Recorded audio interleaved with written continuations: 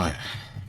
So, the thing is, with anything that's successful, is people will criticize it, and obviously that's because there's so many eyes on it, and there's so many critical people out there. So why wouldn't that happen? Now, I just want to talk about something that's fairly close to me. I study philosophy at university. I'm a big fan of philosophy. I think it's great. There is a YouTube channel called PhilosophyTube that's been getting quite a lot of flack, especially because it's so big. It is one of the paramount kind of YouTube channels for philosophy in a popular sense. And I think that's the problem. A lot of people go to it that are like philosophy majors or people that are like deep in philosophy. Hi, Mike. Thank you for working.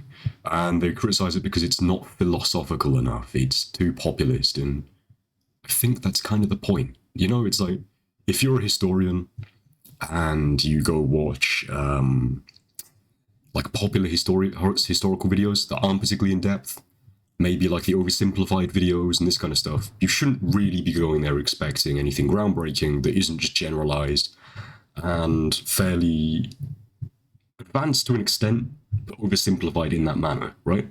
Hence the name Oversimplified. And I think when you're going into PhilosophyTube, it is philosophy for people that are interested in philosophy, but maybe haven't had the academic background in it.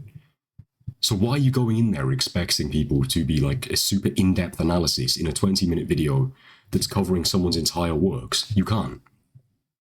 You know, most philosophy lectures you go into, you're covering maybe at most a book or a journal or an entry for an hour or two. You're not going to get that from a popular philosophy video because they're trying to promote videos to people that don't necessarily have that same leg in the race.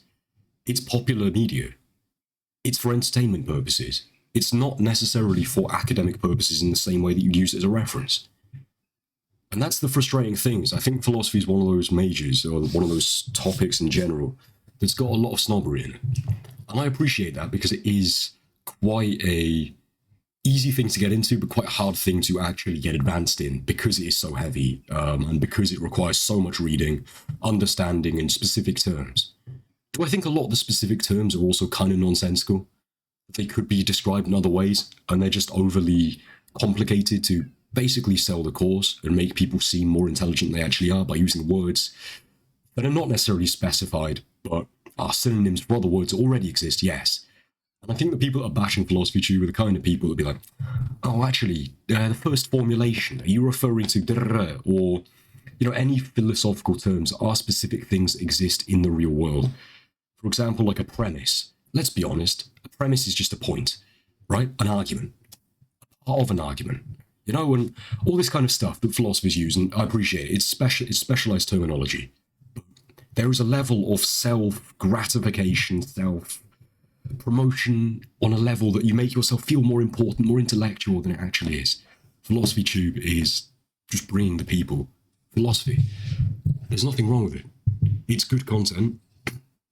No, yeah, are you going to use that as, you know, the main basis for an essay? Probably not, because it is, like I said, popular stuff. It is like someone using an episode of The Big Bang Theory for, I don't know, research about black holes, for example, right? Like, you're not going to do that, are you, realistically? Because it's for entertainment purposes. Maybe that's a bit of a flippant argument, because I know The Big Bang Theory is a sitcom, and this is kind of an informative, intellectual channel. But the point still stands, it's for entertainment purposes first and foremost. The thing is as well, it doesn't matter how you get into something, in my opinion. You know, if your way into philosophy is through a YouTube channel that does popular videos, cool, that's great. If your way in was, I don't know, reading Nietzsche or reading Descartes or reading Plato, cool, it's all an entry, you know, and some people aren't going to explore that heavily because, let's be honest, life's short and there's a lot of other things you can be doing, you know, rather than philosophizing. You know, I do wish that I do other stuff more often rather than just sitting in my room reading and, you know, debating philosophical ideas with myself, because it is pointless, right? I think if you are able to do it on a basic level and enjoy it, that, to be honest, as a philosopher, is probably the best way to do it.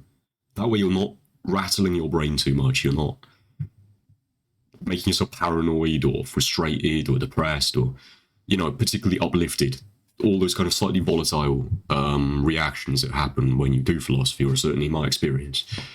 You just don't get that if you're doing it on a populist level. And I think an entry level, even if you don't go deeper, is still a great level to have for conversation, a great level to have for understanding your surroundings, the world, other people,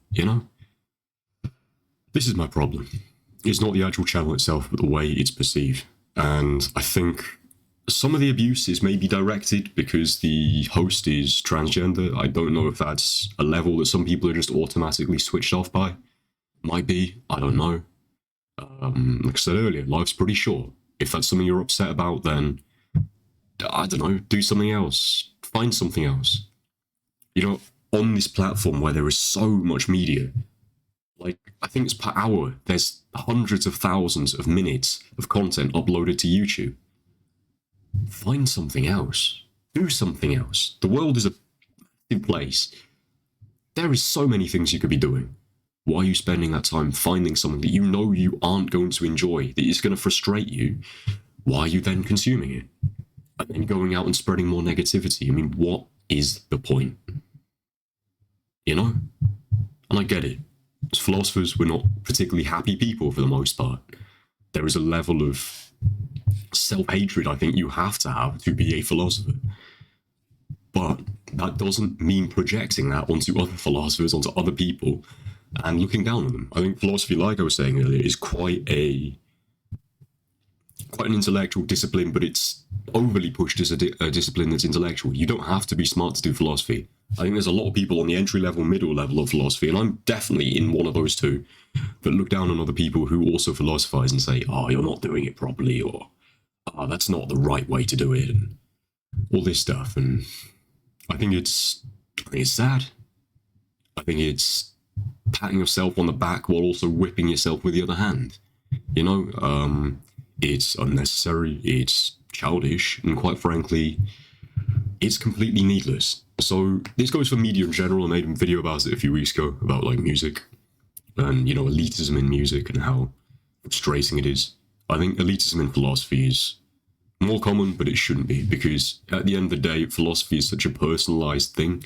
You basically form all your worldviews, your ideas, your personal kind of viewpoint from other people as well as yourself, and it doesn't matter where you get that from. It really doesn't. Like, you could get really profound, meaningful information from, your Plato's, your Aristotle's, your Socrates.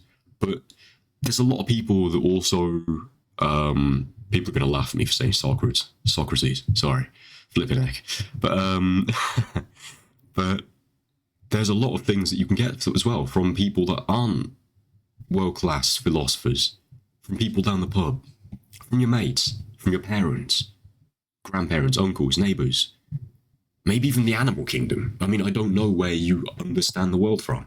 It can be from anywhere, and I think this is what really kills me, is the level of snobbishness, the level of kind of looking down your nose at people who are also in the philosophical world.